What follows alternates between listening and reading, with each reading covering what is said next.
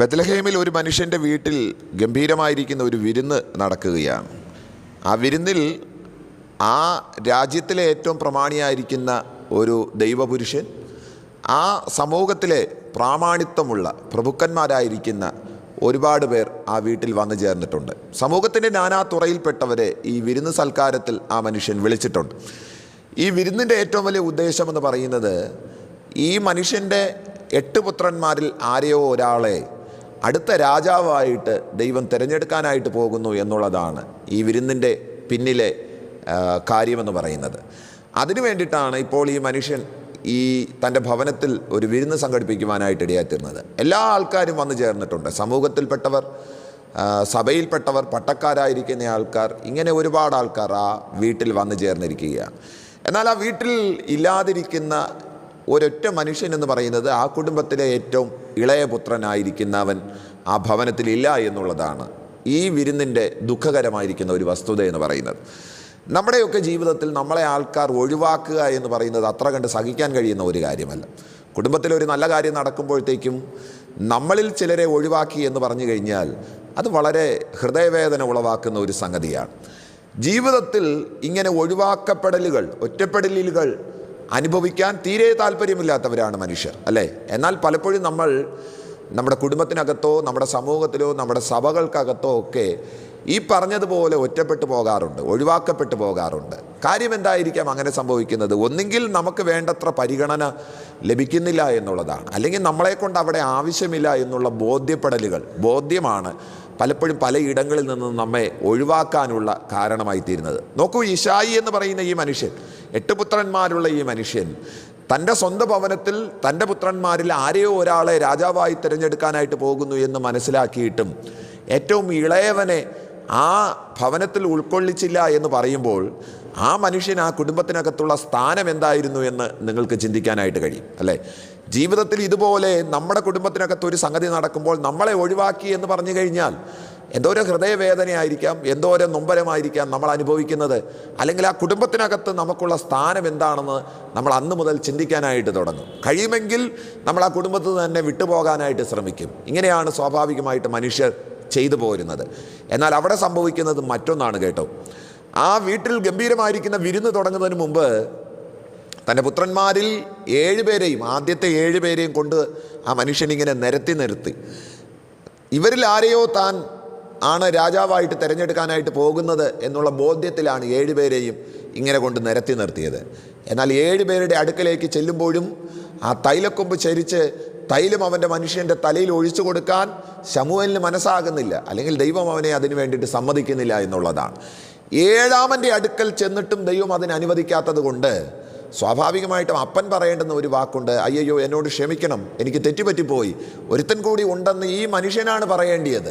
കാര്യം 7 പേരെയും തിരഞ്ഞെടുത്തിട്ടില്ല എന്ന് അറിഞ്ഞു കഴിഞ്ഞാൽ സ്വാഭാവികമായിട്ട് അപ്പന് ഒരു ചിന്തയുണ്ടാകണം, അയ്യോ എനിക്കൊരുത്തൻ കൂടി ഉണ്ടല്ലോ, ഒരു ചെറുക്കൻ കൂടെ ഉണ്ടല്ലോ എന്നുള്ള ബോധ്യം അദ്ദേഹത്തിന് വരേണ്ടതാണ്. പക്ഷേ അദ്ദേഹം പോലും അത് ഗവനിക്കുന്നില്ല എന്നുള്ളതാണ്. അദ്ദേഹമാണ് അവിടെ പറയേണ്ടിയിരുന്നത്, എനിക്കൊരാൾ കൂടി ഉണ്ട് കേട്ടോ, എന്നോട് ക്ഷമിക്കണം, ഞാൻ അവനെ കൊണ്ടുവരാനായിട്ട് മറന്നുപോയി എന്ന് ഇശായിയാണ് പറയേണ്ടിയിരുന്നത്. പക്ഷെ ശമൂവേൽ ചാടിക്കയറി ചോദിക്കുകയാണ്, ഇനി നിനക്ക് വല്ല പുത്രന്മാരുമുണ്ടോ? ആ ചോദ്യത്തിന് മറ്റൊരർത്ഥം കൂടിയുണ്ട്. ആരെങ്കിലും അറിയാൻ പാടില്ലാത്തവരായിട്ട് നിനക്ക് സമൂഹത്തിൻ്റെ മധ്യത്തിൽ കൊണ്ട് പ്രദർശിപ്പിക്കാൻ കഴിയാത്ത തരത്തിൽ, ഇനി നിൻ്റെ പുത്രന്മാരുടെ ഇടയിൽ തന്നെ നിരത്തി കാണിക്കാൻ കഴിയാത്ത തരത്തിൽ നിനക്ക് ഏതെങ്കിലും പുത്രനുണ്ടോ എന്നാണ് ശമൂവേൽ ചോദിച്ചതിൻ്റെ മറ്റൊരർത്ഥം. ഇശായി ഉടനെ പറയുകയാണ്, അതെ ഒരുത്തനുണ്ട്, പക്ഷെ അവനങ്ങ് കാട്ടിലാണ്, അവൻ ആടുകളെ മേയ്ക്കാനേ കൊള്ളത്തുള്ളൂ, അവനെ കൊണ്ട് വേറെ പ്രയോജനവുമൊന്നുമില്ല, അതുകൊണ്ടാണ് ഞാൻ അവനെ കൊണ്ടുവരാത്തത് എന്നുള്ള അർത്ഥത്തിൽ ആ മനുഷ്യൻ, അപ്പനായിരിക്കുന്നവൻ, ദാവീദിൻ്റെ അപ്പനായിരിക്കുന്ന ഈ മനുഷ്യൻ ശമൂവേലിനോട് ആ തരത്തിലാണ് മറുപടി പറയുന്നത്. ശമൂവേൽ പറഞ്ഞ വാക്ക് എന്നെ വളരെയധികം ഇഷ്ടപ്പെടുത്തി. അതാണ് ഇന്ന് രാവിലെ ഈ ദൈവവചനത്തിൻ്റെ ചിന്തയിൽ തലവാചകമായി ഞാൻ കൊടുത്തിരിക്കുന്നത്. അവനെ വിളിച്ചു വരുത്തുക, അവൻ വന്നിട്ടല്ലാതെ നാം പന്തിയിലിരിക്കത്തില്ല, നാം ഭക്ഷണത്തിന് വേണ്ടിയിട്ട് ഇരിക്കത്തില്ല. ഈ വിരുന്ന് അവന് വേണ്ടിയിട്ടാണ്. നീ കണ്ടമാനം പൈസ ചിലവാക്കി ഈ വിരുന്ന് സംഘടിപ്പിച്ചില്ലേ, എന്നെ വിളിച്ചു വരുത്തിയില്ലേ, ഈ സമൂഹത്തിലുള്ള ഒരുപാട് പ്രമാണിമാരെ വിളിച്ചു വരുത്തിയില്ലേ. ഈ വിരുന്നിൻ്റെ ശരിയായ ഉടമസ്ഥൻ, ഈ വിരുന്നിൻ്റെ ശരിയായ സെലിബ്രേറ്റി എന്ന് പറയുന്നത് അങ്ങ് കാട്ടി കിടക്കുന്നവനാണ്. അതുകൊണ്ട് അവനെ വിളിച്ചു വരുത്തിയതിനു ശേഷം മാത്രമേ നമ്മൾ ഈ വിരുന്ന് ആരംഭിക്കാവൂ. കാര്യം ഈ വിരുന്നിൻ്റെ യഥാർത്ഥ സന്തോഷം കിട്ടേണ്ടിയത്, അല്ലെങ്കിൽ അവന് വേണ്ടിയിട്ടാണ് ഈ വിരുന്ന് പോലും ഇവിടെ കഴിക്കേണ്ടിയിരിക്കുന്നത്. ഇന്ന് രാവിലെ ഈ ദൈവവചനം കേൾക്കുമ്പോൾ ഞാൻ നിങ്ങളോട് പറയുന്നു, ഏതെങ്കിലും ഒരു തരത്തിൽ ആരെങ്കിലും നിങ്ങളെ ഒഴിവാക്കിയിട്ടുണ്ടെങ്കിൽ, കുടുംബത്തിനകത്ത് നിന്നോ സഭയ്ക്കകത്ത് നിന്നോ സമൂഹത്തിൽ നിന്നോ ബന്ധുക്കാരുടെ ഇടയിൽ നിന്നോ സഹോദരങ്ങളുടെ ഇടയിൽ നിന്നോ സുഹൃത്തുക്കളുടെ ഇടയിൽ നിന്നോ ആരെങ്കിലും നിങ്ങളെ മനഃപൂർവ്വമായി പരിഗണിക്കാതെ ഒഴിവാക്കിയിട്ടുണ്ടെങ്കിൽ, സഹോദരങ്ങളെ, ഇന്ന് രാവിലെ ഞാൻ ആത്മാർത്ഥതയോടെ പറയുന്നു, നിങ്ങളെ വിളിച്ചു വരുത്തി അനുഗ്രഹിക്കുന്ന ഒരു ദൈവമുണ്ടെന്ന് ഇന്ന് രാവിലെ അടിയുറച്ച് വിശ്വസിക്കേണ്ടതിനായി ഈ തിരുവെഴുത്ത് നിങ്ങളോട് പറയുന്നു. നിങ്ങൾ വന്നിട്ടല്ലാതെ കാര്യങ്ങൾ നടക്കത്തില്ല എന്നുള്ള തരത്തിൽ നിങ്ങളെ ഒന്നാം സ്ഥാനത്തിരുത്തുന്ന, ഏറ്റവും ഉന്നതിയിലിരുത്തുന്ന, നിങ്ങളെ വിളിച്ചു വരുത്തി മാനിക്കുന്ന ഒരു ദൈവത്തിൻ്റെ കരമുണ്ടെന്ന് ഇന്ന് രാവിലെ വിശ്വസിക്കേണ്ടതിനായിട്ട് ആത്മാർത്ഥതയോടെ, അഭിഷേകത്തോടെ, ദൈവശക്തിയോടെ ഇന്ന് രാവിലെ എൻ്റെ സഹോദരങ്ങളെ ഞാൻ നിങ്ങളെ ഉറപ്പിക്കുന്നു. ഒഴിവാക്കപ്പെടലുകളുടെ, ഒറ്റപ്പെടലുകളുടെ, തള്ളപ്പെടലുകളുടെ, തിരസ്കരണത്തിൻ്റെ നടുവിലായിരിക്കുന്ന ആരെങ്കിലും ഉണ്ടെങ്കിൽ ഇന്ന് രാവിലെ ദൈവദാസനെ, സഹോദരങ്ങളെ, ഞാൻ നിങ്ങളോട് ഉറപ്പിച്ചു പറയുന്നു, നിങ്ങളെ വിളിച്ചു വരുത്തി അനുഗ്രഹിക്കുന്ന ഒരു ദൈവമുണ്ട്. ശമൂവേൽ പറയുകയാണ്, അവനെ വിളിച്ചു വരുത്തുക. അവൻ വന്നിട്ടല്ലാതെ നമുക്ക് ഇരിക്കാനായിട്ട് കഴിയത്തില്ല. അവൻ വന്നിട്ടല്ലാതെ നമുക്ക് പന്തിയിലിരിക്കാനായിട്ട് കഴിയത്തില്ല. അവൻ വന്നിട്ടല്ലാതെ നമുക്ക് ഈ വിരുന്ന് ആരംഭിക്കാനായിട്ട് കഴിയത്തില്ല. ഇന്ന് രാവിലെ ഞാൻ നിങ്ങളോട് പറയുന്നു, ആരെങ്കിലും നമ്മൾ മനഃപൂർവ്വം ഒഴിവാക്കിയിട്ടുണ്ടെങ്കിൽ, നമ്മുടെ ശുശ്രൂഷകളിൽ, നമ്മുടെ ജീവിതത്തിൻ്റെ ഏറ്റവും സന്തോഷദായകമായിരിക്കുന്ന വസ്തുതകളുടെ നടുവിൽ നമ്മൾ ആരെങ്കിലും പരിഗണിക്കാതെ വിട്ടുപോയിട്ടുണ്ടെങ്കിൽ, അത് സംഭവിക്കാതിരിക്കേണ്ടതിന്, അവരെ വിളിച്ചു വരുത്തി നമുക്ക് മുൻപായി ദൈവം നമ്മളെ നിർത്താതിരിക്കേണ്ടതിന്, ഇന്ന് രാവിലെ ഞാൻ നിങ്ങളോട് പറയുന്നു, ആരെയും പരിഗണിക്കാതെ പോകരുത്. സമൂഹത്തിൽ എല്ലാവരെയും ചേർത്ത് പിടിക്കാനായിട്ട് ശ്രമിക്കണം. കുടുംബത്തിനകത്ത് എല്ലാവരെയും ചേർത്ത് പിടിക്കാൻ ശ്രമിക്കണം. സഭയ്ക്കകത്ത് എല്ലാവരെയും ചേർത്ത് പിടിക്കാനായിട്ട് ശ്രമിക്കണം. കാര്യം ആരെയാണ് ദൈവം മാനിക്കുന്നത് നമുക്കറിയാനായിട്ട് കഴിയത്തില്ല. ആരെയാണ് നമുക്കും നമ്മുടെ തലയ്ക്കും മുകളിൽ കൊണ്ടിരുത്തുന്നത് നമുക്ക് പറയാനായിട്ട് കഴിയത്തില്ല. അതുകൊണ്ട് ഒരു നിലവാരത്തിലും ആരെയും ഉപേക്ഷിക്കാൻ തയ്യാറാകരുത്, ആരെയും അവഗണിക്കാനായിട്ട് തയ്യാറാകരുത്, ആരെയും ഒഴിവാക്കാനായിട്ട് തയ്യാറാകരുത്.